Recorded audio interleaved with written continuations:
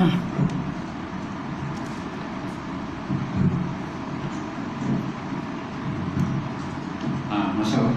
kedua ni. Kita buka majlis malam ni, pengajian kita dengan macam kitab Al-Fatihah. A'udzubillahi minasyaitonirrajim. Bismillahirrahmanirrahim. Alhamdulillahirabbil alamin. Ar-Rahmanir Rahim. Maliki yaumiddin. Iyyaka na'budu wa iyyaka nasta'in. Ihdinas siratal mustaqim. Siratal ladzina an'amta 'alaihim ghairil maghdubi 'alaihim waladdallin. Amin.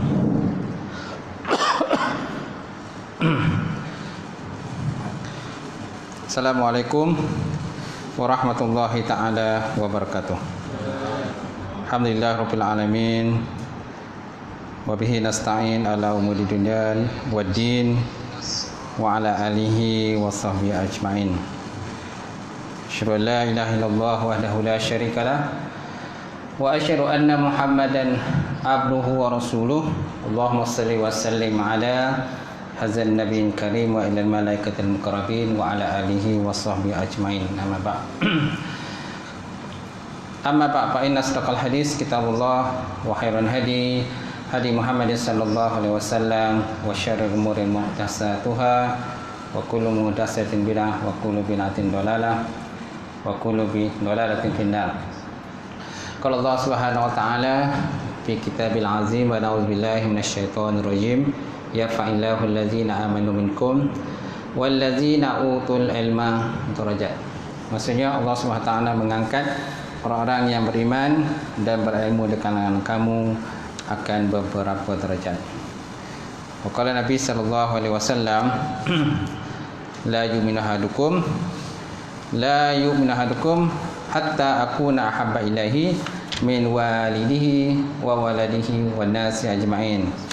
Maksudnya tidak sempurna iman salah seorang kamu sehingga aku, kata Rasulullah, melebihi kasihnya kepada ayahnya, melebihi kasihnya kepada anaknya, dan melebihi kasihnya kepada manusia sekaliannya. Alhamdulillah. Yang mati tuan imam kita. Ada tuan imam? Ada? Sebenarnya tuan Bilal. Tu tuan imam kita. Tuan Bilal. Kemudian pengurusi surau mana ni? Kerja. OT lah, overtime, betul. Seterusnya datang kuasa surau, muslimin muslimat berbahagia. Alhamdulillah, kita merafakkan setinggi-tinggi puji dan syukur kepada Allah Subhanahu wa taala kerana dengan izin Allah diizinkan perjumpaan kita sekali lagi malam ini. Kuliah pertama kuliah pertama selepas Ramadan dan juga hari raya. Kalau tempat lain tuan-tuan dah kuliah kedua ketiga dah. Kalau tempat lain lah, ada dah kuliah kedua, ada yang dah kuliah ketiga. Sini baru kuliah yang pertama. Sebab dia ni dia sibuk sikit. Tempat sini dia sibuk sikit, jadi banyak urusan-urusan yang tak dapat diselesaikan. Jadi alhamdulillah masing-masing alhamdulillah dah selesai dah urusan ni. Jadi sama-samalah kita menumpukan pengajian kita insya-Allah. Bila kita pengajian tuan-tuan, kita kena fokuslah. Fokus bila kita mengaji. Jangan badan kita dalam surau tapi hati melilau. Tak tahu ke mana hati kita kan.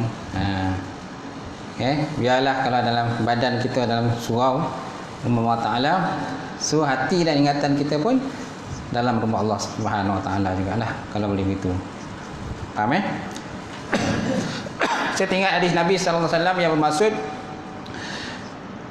ada tiga lelaki dia datang dalam satu majlis baginda Rasulullah sallallahu alaihi wasallam. Masa itu Nabi bersama para sahabat. Nabi tengah bagi ceramah dengan para sahabat. Maka datanglah lelaki yang pertama.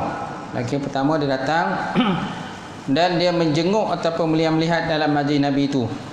Dia mencari tempat-tempat yang kosong. Mencari tempat yang kosong untuk duduk. Maka dia masuk dan duduklah di tempat tersebut dan mendengar apa yang disampaikan oleh baginda Rasulullah sallallahu alaihi wasallam. Itu lelaki pertama. Lelaki yang kedua datang, dia nampak dalam masjid Ar-Rumah Ta'ala tadi ada lagi kosong. Ada kosong lagi. Tapi dia lebih suka duduk di pintu saja. Lebih suka duduk di pintu. Saya tengok siapa duduk di pintu kan. Tak ada kan. Alhamdulillah. Dia suka duduk di pintu. Sampai itu dia mendengarlah pengajian ataupun tazkirah yang disampaikan oleh baginda Rasulullah sallallahu alaihi wasallam. Semana dia masuk jugalah tapi dia duduk kat pintu. Berbeza dengan lelaki pertama, masuk dan mencari tempat yang kosong dan duduk berhampiran dengan Rasulullah sallallahu alaihi wasallam. Lelaki pertama. Kemudian datanglah lelaki yang ketiga.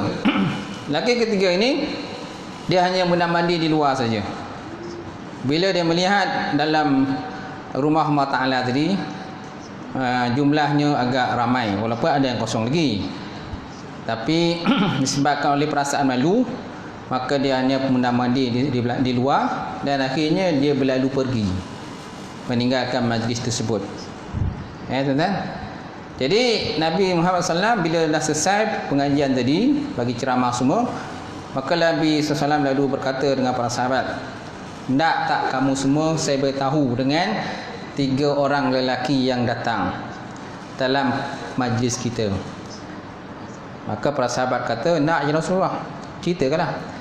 Maka Nabi berkata, "Telah datang 3 orang lelaki. Lelaki yang pertama dia datang dan yang memperhatikan tempat yang kosong. Dan dapati ada tempat kosong, maka dia duduk di bahagian yang kosong yang berhadapan dengan yang berdekatan denganku," kata Rasulullah SAW. Maka lelaki tadi telah mendapat semua ilmu yang telah pun disampaikan. Mana keberkatan ilmu tu lebihlah, dan juga nisbah pahala tu lebihlah, kan? Kemudian lelaki yang kedua dia datang, tetapi bila dia tengok keadaan dalam rumah Allah Ta'ala ni agak ramai orang, jadi dia lebih suka duduk di pintu saja sambil mendengar pengajian. Jadi lelaki itu mendapat sebahagian daripada ilmu ataupun sebahagian keberkatan.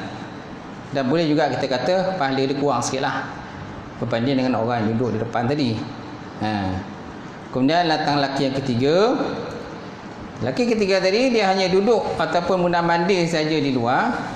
Kemudian disebabkan perasaan dia malu untuk mengaji, nak belajar, maka akhirnya dia berlalu pergi. Lelaki ini dia tidak mendapat apa-apa lah, kata Rasulullah sallallahu alaihi wasallam. So kita fikirkanlah, kita agaknya termasuk golongan yang mana? Lelaki yang mana? Lelaki yang pertama ke, atau lelaki yang kedua ke, ataupun mungkin lelaki yang ketiga? Lelaki yang pertama tadi dia jenis lelaki yang motivasi dia kuat. Semangat dia kuat nak belajar. Pantang aja dengar tok guru ataupun para ahli ulama datang, dia nak bagi ceramah dan sebagainya, dia akan cuba datang dan duduk di depan orang yang bagi ilmu tadilah, berceramah ke dan sebagainya. Okey. Lelaki yang kedua tadi dia ada semangat juga, tapi semangat dia kurang sikitlah berbanding lelaki yang pertama. Sedangkan lelaki yang ketiga tidak ada semangat. Lelaki yang ketiga ni perlu dibagi semangat. Dia perlu dibagi semangat ke dia. Macam lelaki pertama ni semangat dah lebih mana. Lelaki ketiga ni semangat dia kurang mana. So tugas kita lah, tuan-tuan lah, bagi semangat ke dia. Kerana ada di kalangan kita ni kadang-kadang dia perlu ada orang lain bagi semangat ke dia, baru dia nak join, baru dia nak belajar, dia nak mengaji dan sebagainya. Kalau kita tak hampiri mereka, tak dekati mereka untuk bagi semangat, memang macam itulah keadaannya sampai bila-bila. Dia tak tahu dalam keadaan dia jahil. Ada sebuah orang ni dia tahu dia jahil. Ada sebuah orang dia tak tahu dia jahil. Itu namanya jahil apa tuan-tuan? Jahil murakkab. Jahil yang bersusun. Dia tak tahu dalam keadaan dia tu jahil. Ada sebuah orang dia tahu dia jahil, cuma semangat tak kuat, kan? Tarikan dunia tu kuat benar kepada dia. Susah dia nak, orang kata nak berubah, nak menghampiri pengajian Allah SWT ni susah. Jadi kita lah tuan-tuan yang kena bagi semangat pada mereka. Cuma bagi lelaki yang pertama tadi, golongan pertama lah, golongan pertama tadi. Kalau datang pengajian tu jangan tidur sudahlah. Yalah memang dia ada kelebihan duduk depan tu guru, tapi jangan dia tidur. Kalau tidur satu benda pun tak dapat. Kalau tanya pun saya tak jawab. Angguk kan. Dia tanya faham tak? Ngangguk lagi. Okey faham tu. Tapi sebenarnya dia tak faham. Tak faham. Naklah kita duduk berhampiran guru kan, dan kita fokus kepada apa yang disampaikan oleh tu guru kita lah kan, para ahli ulama ke ustaz dan sebagainya. Okey. Ramai alim ni kan. Saya tak alim sangatlah, alim sikit je. Ramai lagi alim bagus, tinggi pengajian insya-Allah. Baik. So malam ni kita sambunglah kita punya kitab ni. Sampai mana? Sifat 20 kan? Ke arah memahami akidah Ahlussunnah wal Jamaah. Muka surat? Hah? 13 ke 12? 135. 135. Nombor 3. Okey, pembahasan berkenaan syahadah kan? Pembahasan pengertian dua kalimah syahadah. Betul Baik, kita lihat pembahasan dua kalimah syahadah itu tak habis lagi. Kita ambil belakang sikit lah, betul tak? Belakang sikit.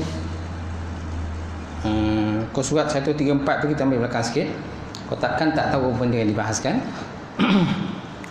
Apabila orang-orang mukmin dapat berbuat sesuatu yang bersesuai dengan kandungan la ilaha illallah, kandungan la ilaha illallah, syahadah tiada Tuhan yang disembah melainkan Allah, maka mereka akan dimuliakan oleh Zat yang maha mulia, dan mereka akan dilindungi oleh Zat yang maha kuat, iaitulah Allah Subhanahu wa ta'ala. Kerana kalimat tersebut dapat memberi pemeliharaan akan kemerdekaan dan kemuliaan yang sempurna di sisi Allah Subhanahu wa ta'ala. Jadi tuan-tuan, bila kita mengucap syahadah, so kita kena tahulah tuntutan syahadah tu. Kerana banyak di kalangan kita kan, bila syahadah dia boleh syahadah. Dia boleh syahadah. Itu nasib baik boleh syahadah. Ada yang kadang-kadang syahadah pun tak boleh. Kita kena ajarkan dia pula syahadah. Terutama sekali kadang-kadang bila pasangan nak kahwin kan. Bila pasangan nak kahwin, separuh daripada juru nikah ni dia suruh pengantin lelaki tu syahadah. Ada yang kadang-kadang tak dapat syahadah, paksa pula kita ajar dia pula. Bukan pengantin dia, kadang wali pun ada macam tu juga. Wali tak boleh syahadah, kita minta dia syahadah balik lah, betulkan balik. Macam tu. Kalau boleh syahadah lagi mudah, senang. Cuma adakah kita dah menunaikan tuntutan-tuntutan syahadah itu? Solat dia, puasa dia, zakat dia, akhlak dia kan. Semualah segi ibadat, muamalat, jinayat dan sebagainya. Adakah kita telah menunaikan tanggungjawab tersebut? Jadi apabila orang mukmin dapat berbuat sesuatu yang bersesuai dengan kandungan la ilaha illallah, tiada Tuhan yang disembah melainkan Allah, maka mereka akan dimuliakan oleh Zat yang maha mulia, dan mereka akan dilindungi oleh Zat yang maha kuat, itulah Allah Subhanahu wa ta'ala. InsyaAllah. Yang penting kita syahadah. Dan orang kata melaksanakan tuntutan syahadah itu. Kerana kalimat tersebut dapat memberi pemeliharaan akan kemerdekaan dan kemuliaan yang sempurna di sisi Allah Subhanahu wa ta'ala. Faham bukan syahadah saja, kadang kalimat takbir pun kuat. Dia punya kesannya bila kita takbir. Allahu akbar kan. Syaitan pun boleh lagi lah kalau kita takbir dengan kuat kan. Syaitan pun boleh lagi kan. Orang tengah mengamuk pun kan boleh jadi lemah bila kita takbir dengan kuat lah. Tapi takbir dengan penuh keikhlasan kepada Allah Subhanahu wa ta'ala, insya-Allah. Kemudian, dan setelah kita telah membuat pengakuan adanya Allah Subhanahu wa ta'ala, yang Maha Tunggal itu, maka ia harus menjalankan semua kewajipan yang telah diperintahkan oleh Allah Subhanahu Wa Taala daripada pengakuan itu. Apa dia punya kewajipan tu kan? Pertama, dia harus menyembah Allah Subhanahu Wa Taala, Allah Maha Tunggal itu sahaja. Harus ni bukan makna ada kelonggaran, tak ada. Boleh tak boleh, tak boleh, boleh. Bukan makna harus itu. Makna harus ni bermakna wajib lah. Wajib dia menyembah hanya lah kepada Allah Subhanahu Wa Taala. Kalau kita kata makna harus yang sebenarnya, memanglah boleh tak boleh. Nak ke tak nak sembah Allah Taala ni kan? Mana ada pilihan. Nak sembah boleh, tak sembah pun boleh. Jadi tak sesuai lah makna syahadah itu. Sedangkan makna syahadah itu tuntutannya ialah wajib. Kita kena laksanakan menyembah Allah Taala dengan kita menyekutukan Allah dalam ibadah kita. Jadi dia harus ni maksudnya dia wajib. Dia wajib menyembah Allah Subhanahu Wa Taala sahaja yang tunggal. Tak boleh dan tidak boleh sama sekali dia memsekutukan Allah Taala dengan benda-benda yang lain. Apa sahaja benda yang lain yang boleh menduakan Allah, mensyirikkan Allah, maka naklah kita hindarkan. Kan, pemujaan kepada patung, kan, ataupun mengaku ada benda yang lebih kuasa daripada Allah. Memakai tangkal contoh kan, pakai tangkal. Ada seorang ni pakai tangkal. Kenapa pakai tangkal ni? Kan, dia kata cincin ni Ustaz, dia kata boleh bagi kekuatan pada kita. Kan? Dia kata cincin ni boleh bagi kekuatan pada kita. Dia anggap tangkal cincin tu mana ada kekuatan. Sedangkan hakikat kekuatan sebenarnya lah daripada Allah Subhanahu Wa Taala. Kan? Tangkal ke cincin ke azimat macam lah orang pakai zaman sekarang kan, dengan tujuan untuk memelihara diri lah kononnya, daripada musibah, bela bencana dan sebagainya. Hakikatnya musibah bencana itu semuanya daripada Allah Subhanahu Wa Taala, bukan daripada benda yang kita pakai. Kemudian yang kedua, dia harus mengucapkan doa dan pengharapan hanyalah kepada Allah Subhanahu Wa Taala. Di dalam setiap sembahyang tuan-tuan, dia harus membaca ataupun dia biasa baca, tunjuki aku ya Allah jalan yang lurus. Ihdinas siratal mustaqim, kan? Ihdinas siratal mustaqim. Ya Allah, tunjukkan aku jalan yang lurus. Itu doa tu. Setiap hari kita baca kan, setiap waktu tu memang kita bacalah. So maknanya kalau siapa tak solat, maknanya dia tak ada mohon petunjuk kepada Allah Taala. Dia anggap dirinya telah terpetunjuk. Dia anggap dirinya dah betul. Bagi orang yang bersembahyang, dia menganggap dirinya masih lemah, perlukan hidayah petunjuk daripada Allah Subhanahu Wa Taala. Apalagi hati kita ni tuan-tuan boleh dibolak-balikkan oleh Allah Subhanahu Wa Taala. Ada orang pagi dia beriman, petang dia kafir kepada Allah. Ada orang pagi dia tidak beriman, petang dia beriman kepada Allah Taala.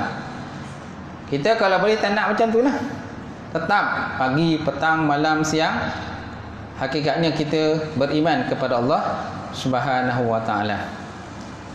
Sebabnya kita kena selalu baca, ya muqallibal qulub, tsabbit qalbi ala dinika wa ta'atika.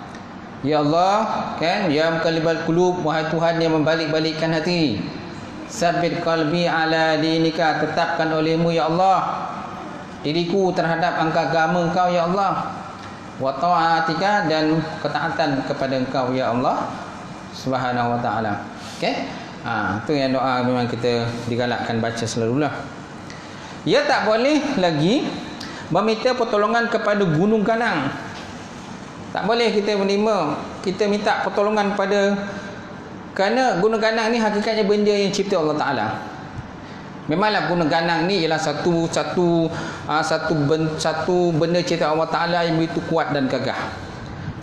Dan biasanya tu gunung ganang ni terdiri daripada batu bata lah, batu yang terdapat dalam gunung ganang itu, betul tak?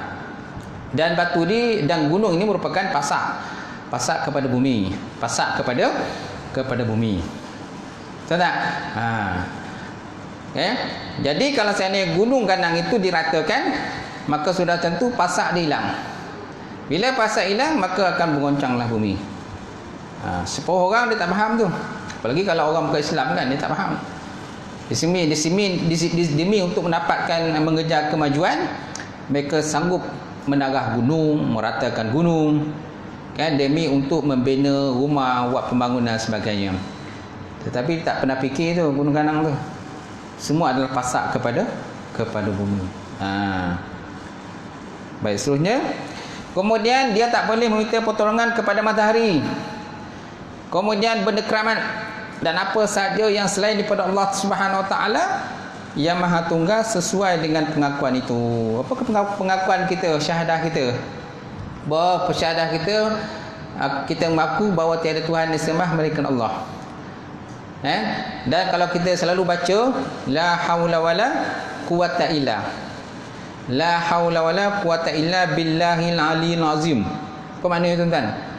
Tiada daya dan tiada upaya melainkan dengan Allah, dengan kuasa Allah Subhanahu Wa Taala. La haula wala quwata illa billah. Tiada daya dan tiada upaya melainkan dengan kekuasaan Allah Subhanahu Wa Taala. Al-aliyil azim. Allah Ta'ala yang maha tinggi lagi maha agung, maha besar lah. Jadi kalau kita selalu baca itu, kita nampak lah hakikatnya kekuatan paling besar ialah kekuasaan Allah Ta'ala. Kan, gunung ganang walaupun besar, benda yang dicipta oleh Allah. Matahari yang begitu hebat, bersinar, yang tak pernah padam dia punya cahaya dia. Matahari tak pernah padam semenjak dia dicipta oleh Allah Ta'ala sampai sekarang, cahaya yang tak pernah padam, tuan-tuan. Tapi hakikat matahari adalah benda yang dicipta Allah Subhanahu Wa Taala.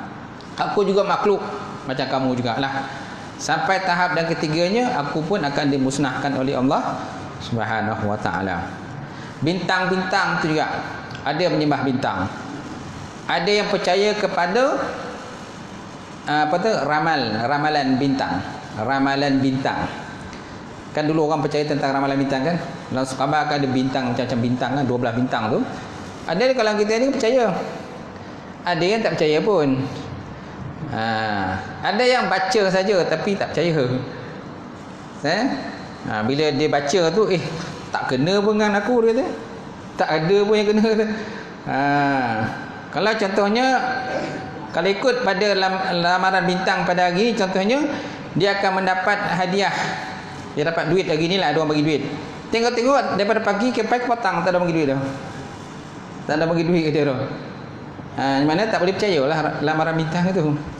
Macam tu. Okey. Cuma jangan kita percayalah. Kerana hakikat sebenarnya daripada Allah SWT. Allah Ta'ala je yang kuasa. Kemudian benda keramat ada juga. Ada percaya benda keramat. Tu yang ada, yang kata yang nak dapat ke nombor ekor tu, dia pergilah ke kubur keramat. Dia buat, dia puja kubur dan sebagainya dengan tujuan untuk dapatkan nombor. Ini merupakan syirik. Baik. Kemudian yang ketiga, dia harus menjalankan semua perintah Allah Subhanahu Wa Taala yang termaktub dalam Al-Quran dan juga sunnah Rasulullah SAW. Saya tambah lagi sunnah Rasulullah SAW. Dia harus sembahyang. Harus ni bermakna wajib lah. Kalau harus kan boleh nak sembahyang, boleh tak nak sembahyang kan. Jadi harus ni bermakna wajib solat lah. Dia wajib solat. Kemudian dia wajib puasa pada bulan Ramadan. Kemudian dia wajib membayar zakat. Kemudian naik haji jika dia sudah sanggup pergi ke haji. Ada kelebihan dari segi orang kata kesihatan tubuh badan, wang ringgit dan sebagainya. Maka wajiblah menunaikan haji. Wal hajjul bait man istata'a ilaihi sabila. Dan menunaikan haji ke Mekah bagi orang yang mampu pergi ke sana. Ada duit aja tapi kesihatan tak ada pun tak boleh juga. Tak ada separuh daripada kita ni kan. Walaupun dari segi duit tu dah ada dah. Duit dah ada, cukup dah duit dalam tabung haji. Tapi dari segi kesihatan tak ada. Tak ada kekuatan nak pergi sana. Kan? Kena stroke contoh kan, kena stroke. Tak ada kekuatan macam mana. Jadi sepatut nama naik, akhirnya nama tu ditolak. Kan bagi pula peluang pada orang lain yang sihat lah untuk pergi. Nampak tak? Jadi kalau duit ada pun tapi badan tak sihat, tak boleh tak? Ataupun badan sihat tapi duit tak ada pun tak boleh juga kan. Badan sihat tapi duit tak ada, nampak? Mestilah orang kata badan sihat, duit ada, kemudian ada keinginan untuk pergi ke sana. keinginan yang kuat semangat untuk nak mengunjungi Baitullah ataupun Allah Subhanahu Wa Taala. Kemudian lagi membantu fakir miskin. Kemudian bergaul dengan baik sesama muslim. Ni antara tuntutan dua kalimah syahadah tadi. Bukan saja kita mengucap syahadah saja, kita buat apa yang dikenaki oleh syahadah itu. Kerana banyak kalau kita ni syahadah macam tu saja. Terutama sekali kadang-kadang bukan Islam masuk Islam. Yang bukan Islam kemudian masuk Islam. Bila dah masuk Islam tuan-tuan, dia tak belajar pula. Bila tak belajar, akhirnya bila dah dapat kahwin dengan orang Islam, perempuan yang dia cintai yang Islam ini, lepas tu dia ambil mudah saja dalam bab, contohnya bab belajar, fardu ain, kan, ambil mudah saja. Ditakuti tuan-tuan, orang macam ni dia boleh keluar semula daripada Islam dan masuk dengan agama dia semula. Itu sebabnya wajib mereka itu belajar, cari ilmu. Malahan bagi yang cari ilmu pun tuan-tuan, kadang-kadang dia lebih advance daripada kita lagi. Hasil dia belajar tuan-tuan, akhirnya dia berjaya. Dia pula jadi ustaz pada kita pula, dia pula ngajar kita pula. Ramai macam tu. Yang kita ni daripada kocik, daripada Islam dah, sampai sekarang pun tak tahu ni, nak suruh ngajar tak boleh. Suruh ngajar tak boleh ni, macam mana ni? Islam dah lama dah ni. Yang baru Islam ni pula yang lebih mana ngajar. Jadi kita kena tingkatkanlah kita punya ilmu tu kan. Kalau boleh satu hari besok tuan-tuan pula akan mengajar kan. Bila saya tak ada tuan lah mengajar. Baik, faham kan tuan? Semua jiwa raganya diserahkan kepada Allah. Dalam sembahyang dia mengucapkan bahawasanya sembahyangku inna salati, kan dalam bahasa Arabnya. Doa iftitah tu yang kita digalakkan baca. Inna salati wa nusuki, ibadahku, wa mahyaya wa mamati, hidupku dan juga matiku, lillahi rabbil alamin, bagi Tuhan sekalian alam. Tuhan semesta alam. Allah Ta'ala tidak ada sekutu baginya. Begitulah aku disuruh dan aku masuk di dalam golongan orang yang muslim. Inna salati wa nusuki wa mahyaya wa mamati lillahi rabbil alamin la syarika lahu wa bidzalika umirtu wa ana minal muslimin. Wa ana minal muslimin. Itu doa kita. Kita kalau kita dapat takbir awal dengan imam, memang kita dituntut baca. Tapi kalau kita dah hujung-hujung, imam dah nak rukuk dah tak sampai dah baca gitu kan. Wajiblah kita baca Fatihah masa tu. Kalau imam rukuk, teruslah rukuk. Kalau kita masih lagi tak rukuk, sedangkan kita ni masbuk tu kan, orang yang tertinggal kan. Orang yang tertinggal ni kira masbuk lah. Imam dah lama takbir, dia baru nak takbir, dah hujung-hujung, jadi kira orang masbuk lah tu. Jadi kalau imam rukuk, dia wajib rukuk. Kalau dia tak rukuk, kan, tak sempat bersama dengan imam, maka dikirakan sebagai orang yang tertinggalkan. Orang yang tertinggalkan.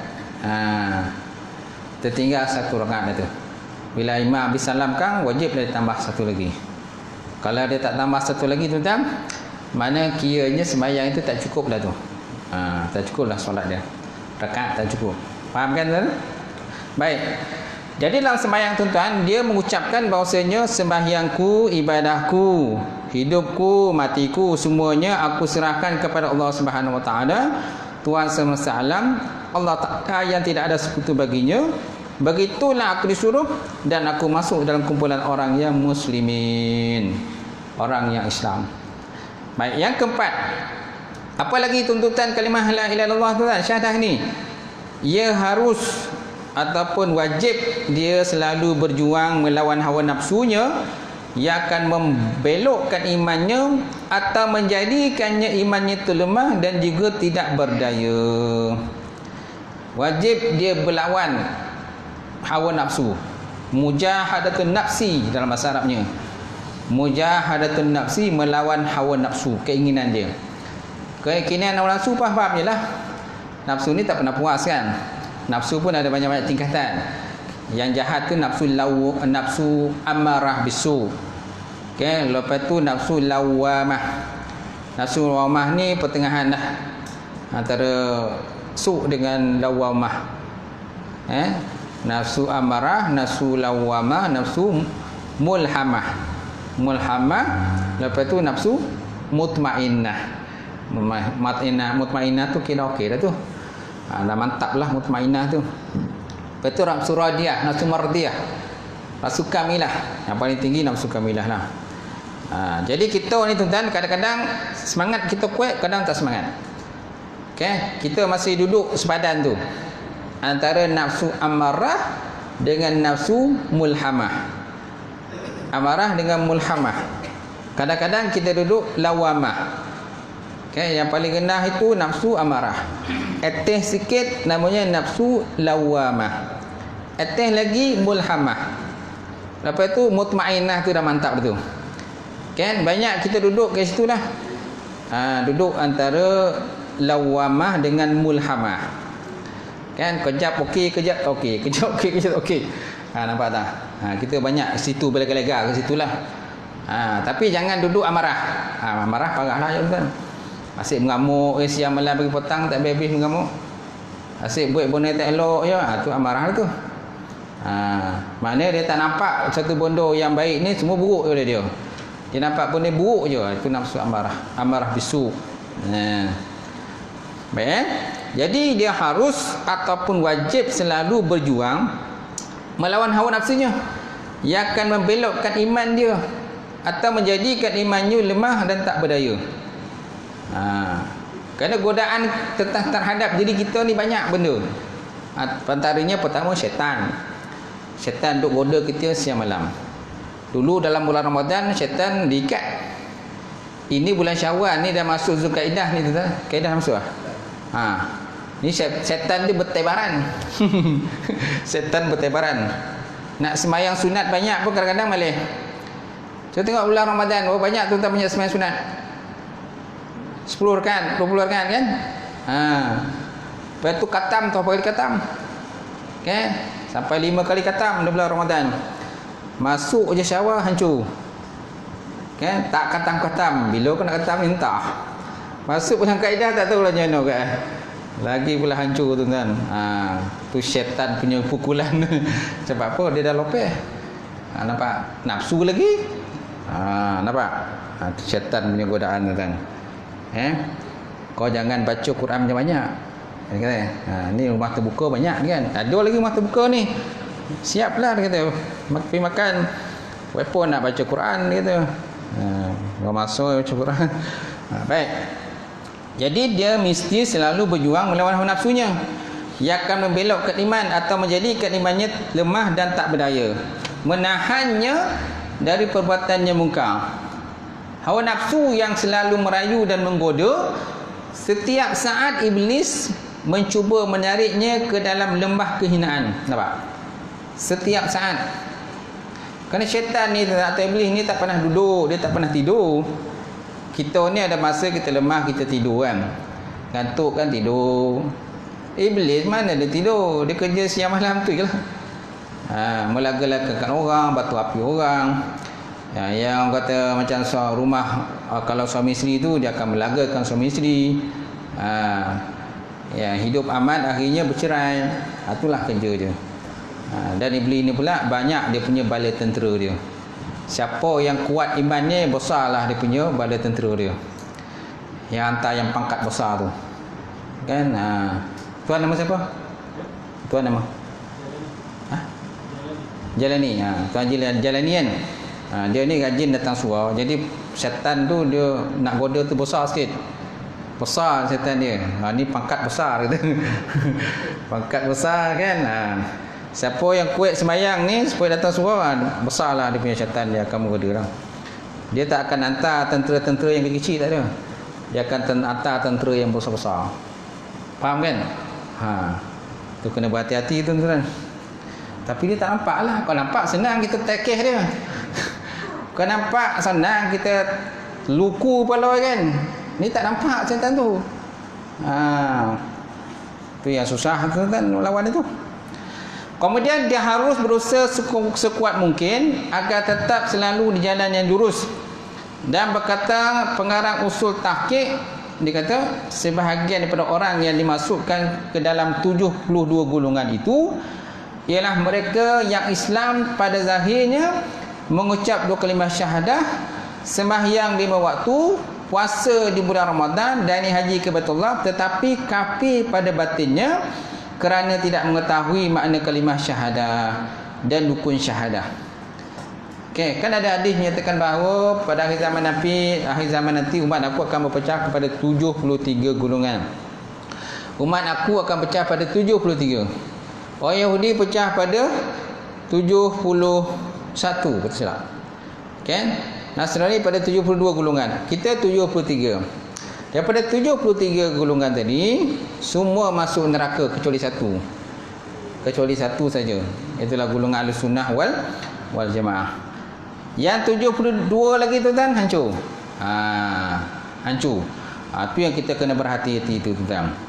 Jadi kata pengarang usul taqiq ni, kitab tauhid ni, usul taqiq ni, dia kata sebahagian daripada orang yang dimasukkan dalam 72 golongan itu ialah mereka yang Islam pada zahirnya mengucap dua kalimah syahadah. Zahiran dia ucap kalimah syahadah. Kemudian sembahyang 5 waktu dia tak tinggal. Puasa bulan Ramadan dia buat. Haji Baitullah dia buat. Tetapi kafir pada batinnya kerana tidak mengetahui makna kalimah syahadah dan rukun syahadah tu dia tak tahu. Ataupun apa yang ditutup oleh syahadah tu dia tak nak buat. Atau buat pun mungkin sambil lewa je. Kerana ada di kalangan kita kan buat sambil lewa je. Terutama sekali golongan munafik lah. Kita janganlah, kalau boleh jangan masuk golongan munafik. Golongan munafik tuan-tuan, iza qamu ila solah qamu kusala. Bila mereka solat keadaan malas. Dia solat keadaan malas. Okey? Dan solat kan orang. Bila ada orang pandang maka dia mensolat. Bila orang tak ada dia tak solat. Kita nak orang kata orang ada ke tak ada ke, kita kena solat. Itu memang telah wajib menjadi kewajipan kita tuan-tuan. Baik, seluruhnya tuan-tuan, Allah Ta'ala sebagai sembahan. Sesungguhnya kalimah taqwa iaitu la ilaha illallah adalah landasan iman seseorang dan ia sebagai pintu utama masuknya nilai-nilai tauhid serta syarat awal masuk dalam Islam. Okey. Sesungguhnya kalimat taqwa la ilaha illallah. La ilaha illallah ni dikategorikan juga sebagai kalimat taqwa. Ada juga ulama kata la ilaha illallah ni dikatakan sebagai kalimatut thayyibah. Kalimatut thayyibah, kalimat yang baik. Ada juga ulama kata taqwa la ilaha illallah ini dikatakan kalimat syahadah lah, kalimat syahadah. Kalimat taqwa kan, dan juga kalimat thayyibah, kalimat yang baik. Ataupun juga kalimatut tauhid. Boleh juga kita katakan kalimat la ilaha illallah itu sebagai kalimatut tauhid. Okey. Jadi sesungguhnya kalimat taqwa ataupun kalimat la ilaha illallah ini, dia ni tuan-tuan merupakan landasan iman seseorang dan dia sebagai pintu utama masuknya nilai-nilai tauhid serta sebagai syarat awal masuk seorang Islam. Kau nak masuk Islam tak? Tak. Kena mengucap, wajib mengucap. Cuma kalau dalam kitab, nama kitabnya kitab Jauharatul Tauhid. Dalam kitab Jauharatul Tauhid ada pembahasan ulama. Ada khilaf ulama berkenaan dengan kalimah la ilaha illallah. Adakah kalimat la ilaha illallah ini merupakan syarat kepada Islam ataupun dia adalah sebahagian daripada Islam? Adakah dia ni syarat kepada Islam ataupun sebahagian daripada Islam? Ulama membahas-bahaskanlah benda tu. Cuma pendapat yang kuat menyatakan bahawa kalimat tauhid itu merupakan syarat untuk Islam. Syarat untuk nak masuk Islam. Okay? Bukannya kalimat tauhid itu merupakan sebahagian daripada Islam. Dia bukan sebahagian Islam, tapi syarat untuk Islam. Nak masuk Islam mesti kalimah la ilaha illallah. Siapa tak ucap kalimah la ilaha illallah maka dikira sebagai bukan Islam. Faham tak? Walaupun mungkin dalam hatinya dia beriman kepada Allah. Walaupun dalam hatinya mungkin dia beriman kepada Allah. Tapi dia tak ada mengucap dua kalimah syahadah. Kalau dia beriman dalam hati, beriman pada Allah, tapi di mulut dia tak ada syahadah, kan? Ni antara dia dengan Allah. Ni antara dia dengan Allah. Tapi daripada hukum dunia, dia ni digulung sebagai orang bukan Islam. Sebab apa? Dia tak ada syahadah. Faham tak? Tapi pada sisi Allah kemungkinan besar dia Islam dah. Kemungkinan besar dia Islam. Cuma untuk nak masuk dia dalam kategori orang Islam, dia mesti ada syahadah. Nak tukar nama contohnya, saya nak tukar nama lah daripada Islam kepada bukan Islam. Nak tukar nama, boleh. Tapi dengan kau syahadah lah. Kalau ada syahadah baru boleh tukar Islam nama kau. Tapi kalau kau tak ada syahadah, kalau JPN pun tanya, kau ada syahadah ke? Tak ada. Habis kau macam mana nak tukar nama? Betul tak? JPN tanya, macam mana nak tukar nama? Paling tidak pun mesti ada surat daripada Jabatan Agama kan, menyatakan kau masuk Islam. Ataupun ada kad Islam lah, kad Islam. Dia nak tukar nama kat IC tu, dia nak tukar nama Islam. Tapi dia tak ada syahadah. Boleh ke tukar nama tanpa syahadah? Tak boleh tukar. JPN pun tak terima. Nak tukar nama mesti syahadah. Dan ada kad menunjukkan ke Islam. Ataupun contoh kau nak kahwin. Kau nak kahwin dengan seorang perempuan Melayu Islam, sedangkan kau tak syahadah. Macam mana kita nak bagikan kelepasan kau, nak luluskan kau berkahwin kan? Syarat nak mengahwin seorang wanita Islam itu mestilah kau syahadah. Ada bukti kau syahadah, ada saksi kau syahadah, sama ada surat ke ataupun kad ke menyatakan kau ni Islam. So maknanya daripada konteks hukum dunia kita tak boleh kategorikan dia orang Islam. Tapi dalam konteks hubungan dengan Allah mungkin dia Islam. Apabila dia mengaku dalam hatinya dia adalah Islam. Dalam hati dia mengaku. Tapi hukum dunia tak boleh. Tetap dia dikatakan bukan Islam. Faham? Jadi manakala seseorang sudah beriman, maka hatinya akan membenarkan apa yang wajib diimani, kemudian ia buktikan dengan amal perbuatan yang nyata. Manakala seorang itu dah beriman, maka hatinya akan benarkan apa yang wajib diimani, kemudian dibuktikan dengan amal perbuatan. A'mal bil jawarih. Dalam bahasa Arabnya amal bil arkan ataupun amal bil jawarih. Amal dengan anggota badan. Okey. Dua kalimah takwa ini di dalamnya mengandungi dua unsur pengertian, iaitu ada kalimah yang bererti menafikan, mentiadakan, dan ada kalimah yang bererti mengisbatkan, menetapkan. Bila kita sebut tuan-tuan la ilaha illallah, la ilaha, tiada Tuhan, so maknanya kita menafikan. Illallah, kecuali Allah, so maknanya kita mengisbatkan, menetapkan. Asalnya menafikan, lepas tu kita menetapkan. Nafi lawannya isbat, tidak lawannya ya. Isbat tu maksud ya lah, ya dalam bahasa kita. Tapi dalam bahasa Arab isbat ni penggunaan dia biasanya untuk menetapkan, mengiyakan sesuatu. Ataupun contohnya perkataan bahasa Arab na'am. Na'am kan ya. Tapi di sini bukan digunakan penggunaan na'am yang kita gunakan, tapi penggunaan isbat. Sabitun ataupun isbat. Mana menetapkan. Tadi menafikan, lepas tu kita tetapkan. Mula kita menafikan ada Tuhan, lepas tu kita menetapkan ada Tuhan.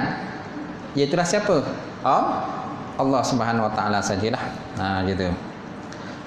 Jadi dua kalimah takwa ini, iaitu la ilaha illallah tadi, di dalamnya mengandungi dua unsur pengertian, iaitu ada kalimah yang bererti menafikan, mentiadakan, dan ada kalimah yang bererti mengisbatkan, menetapkan. Adapun kalimah yang mengandungi unsur menafikan adalah setiap unsur peribadi yang menyatakan hakikatnya sebagai Tuhan selain daripada Allah Subhanahu Wa Taala. Okey, adapun kalimah yang mengandungi unsur menafikan tadi, la ilah tu, la ilah tu adalah sebagai adalah setiap unsur peribadi yang menyatakan hakikatnya sebagai Tuhan selain Allah Ta'ala. Kan? Mana kita nafikan tidak akan ada Tuhan yang selain Allah Ta'ala. La ilah, tiada Tuhan. Kalau kita hanya baca la ilah, tiada Tuhan, seolah macam dunia ni memang tidak ada Tuhan. Seolah dalam dunia macam tidak ada Tuhan, sedang hakikatnya ada Tuhan. Malahan orang kafir pun kadang banyak Tuhan dia. Tuhan dia banyak. Sedangkan kalimah yang mengandung unsur mengisbatkan, menetapkan adalah kalimah yang menetapkan tentang hakikat ketuhanan Esa, iaitulah Allah, Tuhan yang Maha Esa, iaitulah Allah Ta'ala yang Maha Esa, yang wajib kita sembah. Gitu. Faham kan? B lah. Cukup? Cukup InsyaAllah. Boleh masuk ni? Oh, 9 minit lagi. Ingat dah masuk dulu. Lepas tu ni kalimah la ilaha illallah. Kalimah la ilaha illallah yang didahului dengan huruf la. La kan? La tu maknanya la nafi. La nafi lah. Berarti mentiadakan sesuatu dan kemudian diikuti dengan huruf istisna. Illa. Illa mana istisna. Mana illa tu kecuali. Bahasa Arab ni kadang-kadang hurufnya ringkas je, tapi makna tu panjang. Kan macam billah. B tu billah. B tu maknanya dengan. Ba bagi bawah, maksudnya dengan.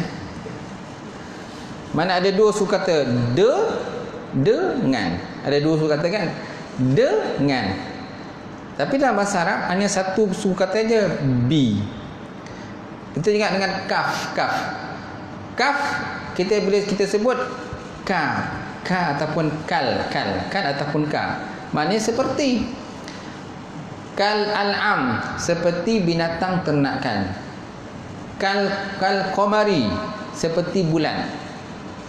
Mana satu huruf kaf saja bagi di atas dia dah ada makna dah.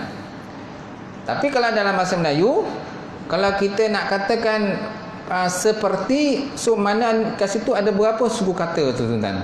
Satu suku kata, per satu suku kata lagi, satu suku kata. Mana ada 3 suku kata tuan-tuan? Barulah dapat satu perkataan seperti kan. Kan dulu kan ada apa tu dalam TV kadang-kadang okey suku kata. Makan kata kan, makan. Apa tu dia suruh cari suku kata ma ataupun mama. Lepas tu kan. Dia sebut betul ikan, kata ikan tu apa dia ambil ujung tu kan kata kan. Jadi makan gitu kan. Kan ada apa tu program macam tu kan dalam TV kan. Sekarang ada ke tak? Tak ada dah. Dulu kan ada.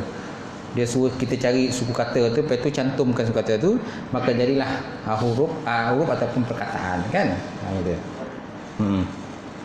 Jadi kalimah la ilaha illallah yang didahului oleh huruf la berarti mentiadakan sesuatu dan kemudian diikuti dengan huruf istisna illa, berarti mengecualikan dari yang tidak ada menjadi ada, iaitu Allah SWT zat yang wajib adanya dan berhak disembah oleh segenap makhluknya. Jadi bila kita sebut la ilah, tiada Tuhan, kemudian bila sebut illallah, kecuali Allah, so maknanya ada Tuhan. Mula kata tak ada Tuhan, tiba-tiba ada Tuhan. Tapi Tuhan tu pula siapa? Allah yang bertifat tunggal, esa saja. Bukan makna la ilaha illallah tu tiada Tuhan melainkan Tuhan-Tuhan. Tak ada. Ataupun banyak pula Allah Ta'ala banyak. Allah Ta'ala satu aja esa. Tidak ada banyak kan. Ataupun Tuhan yang banyak, tak boleh. Baik. Dia adalah zat yang menciptakan alam semesta ini dengan tidak memerlukan kepada selainnya Allah. Bila Allah Ta'ala menciptakan alam, tidak perlu bantuan daripada mana-mana makhluk. Hatta jin ke, manusia ke, kan, para malaikat dan sebagainya, Allah Ta'ala tidak berhajat kepada semua tadi dalam menciptakan alam yang luas terbentang. Dan sebaliknya segala sesuatu selain Allah Ta'ala pasti memerlukannya. Nampak tak? Sebaliknya segala sesuatu selain Allah Ta'ala memerlukan kepada Allah Ta'ala. Itu sebab Allah Ta'ala ada dua sifat yang wajib pada Allah, istighna dan iftikar. Istighna dan iftikar. Apa makna istighna? Kayanya Allah Ta'ala itu daripada sesuatu. Kemudian iftikar maksudnya berhajatnya makhluk kepada Allah. Berhajat makhluk kepada Allah. Ada kalangan makhluk ini tidak berhajat pada Allah? Tak ada. Di segi hakikatnya tak ada makhluk yang tidak berhajat pada Allah. Semua berhajat. Walaupun di segi zahiriatnya kita nampak makhluk tak berhajat pada Allah. Kerana nampak segi zahiriat kita nampak manusia yang bekerja. Manusia yang bekerja mencari duit dan sebagainya. Zahirat kita nampak begitu kan. Tapi hakikatnya manusia berhajat kepada Allah. Kerana segala kan rezeki yang ada di alam ini semuanya diuruskan oleh Allah. Kalau tak ada Allah Ta'ala menguruskan rezeki dalam dunia ni, kepada siapa makhluk ni nak meminta?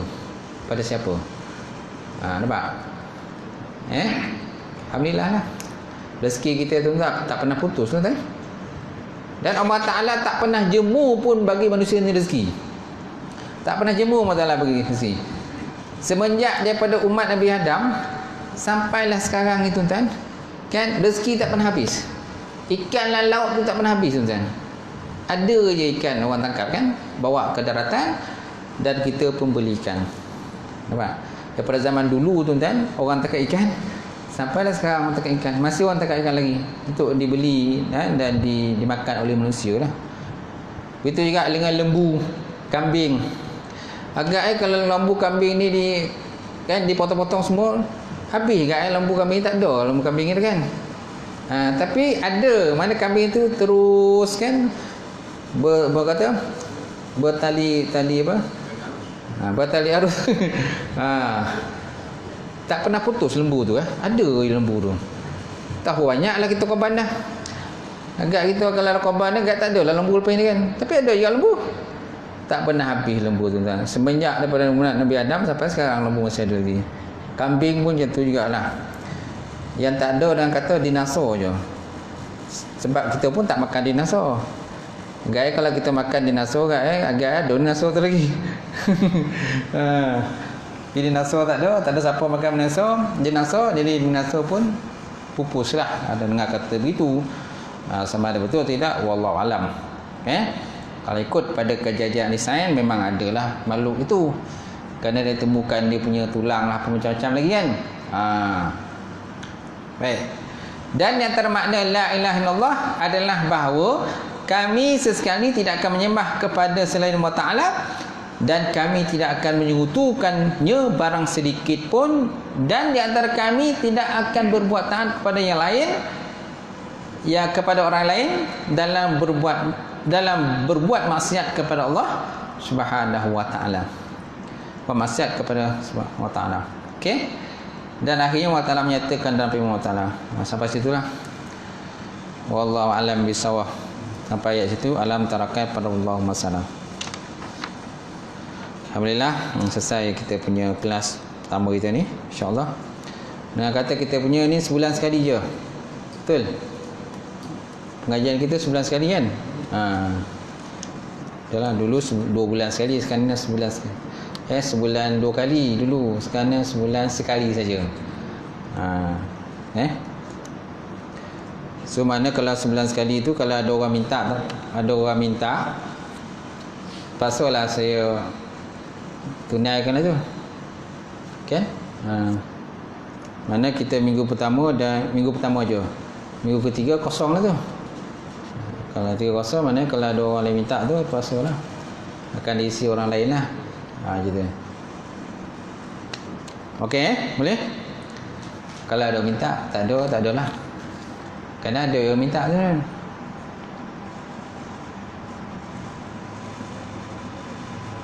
Kalau sekarang ni memang kalau malam tu memang dah penuh. Malam penuh lah, minggu pertama 2, 3, 4. Yang full lah penuh tu. Daripada malam Isnin sampailah malam Jumaat, Sabtu, Ahad tu. Jumaat, Sabtu, Ahad. Pagi besok dah kuliah subuh pula dia di Tampin.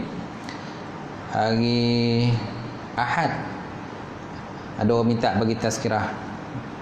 Di mana dia? Masih gebok di Mantin. Nampak? Tazkirah subuh. Mangai dekat kan. Tazkirah subuh minta masih gebok. Tadi dia telefon.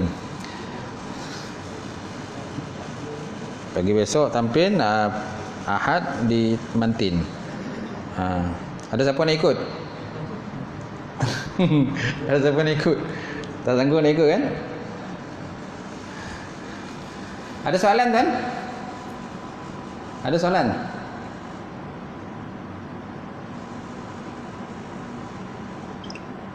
Tak ada? Kalau tak ada tu dia faham itu. Okey, insya-Allah. Datang bersama lagi. Auzubillahi minasyaitonir rajim. Bismillahirrahmanirrahim.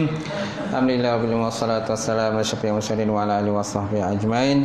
Allahumma zidna ilman nafi'a wa yaqinan shadiqa wa ma'lum taqabbala rizqan halalan mubarakatan katsira wa siyana fata ya alim nawilana qulubana bi nuri ma'rifatika wa fahman fa'alifin. Allahumma fakina bidin Allahumma fakina bidin Allahumma jama'na hadza jam'al marhuma wa tafarraqna min ba'di tafarruqan ma'suma. Rabbana iftah bainana wa baina qaumina bil antal fatihim. Rabbana faghfir lana dzunubana wa kaffir anna sayyi'atina wa tawaffana minal abrar. Rabbana atina fid dunya hasanah wa fil akhirati hasanah wa qina azabannar. Subhana rabbika rabbil izzati amma yasifun wassalamun ala mursalin. Masjid Nurul Iman nama dia. Masjid Nurul Iman, Gebok, Antin. Jangan sebut Gebok je. Gebok ni bahasa apa mana lain Gebok. Gebok ni lembu gebok tapi bila sebut Nurul Iman tu okey sikit. Masjid Nurul Iman. Okey, alhamdulillah.